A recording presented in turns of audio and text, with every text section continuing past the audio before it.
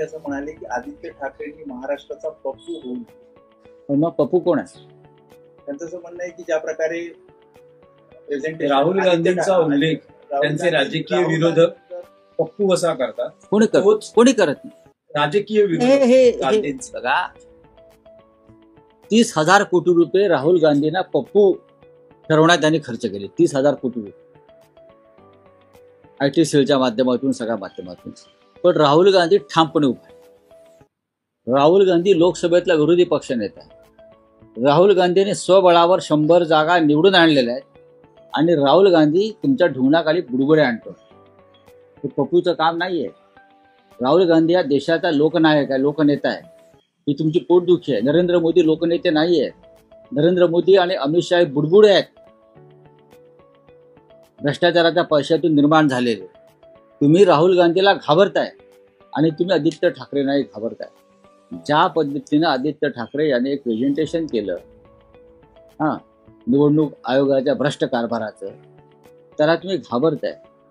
याचा अर्थ आदित्य ठाकरे यांनी जे मुद्दे मांडले, ती कट्यार काढली, ती कट्यार तुमच्या काळजात घुसलेली आहे.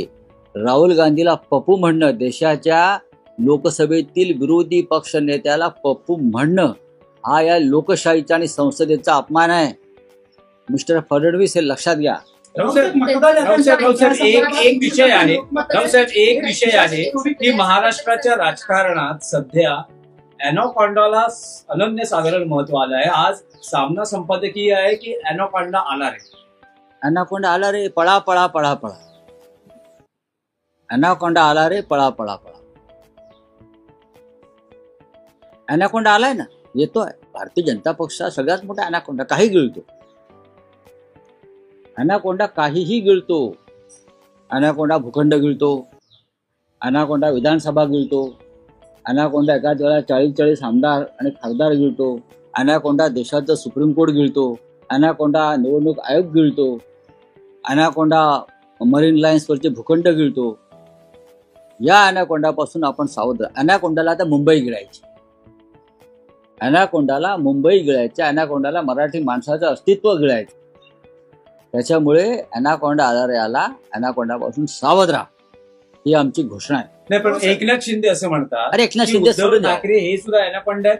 त्यांनी मुंबई महापालिका गिळली, मिठीतला गाळ गिळला, महापालिकेतला भ्रष्टाचार केला, असे अनेक उदाहरण शिंदेंनीही दिलेली. कोण आहेत एकनाथ शिंदे? मला जरा समजून सांग. एकनाथ शिंदे हे अॅनाकोंडाचं पिल्लू आहे.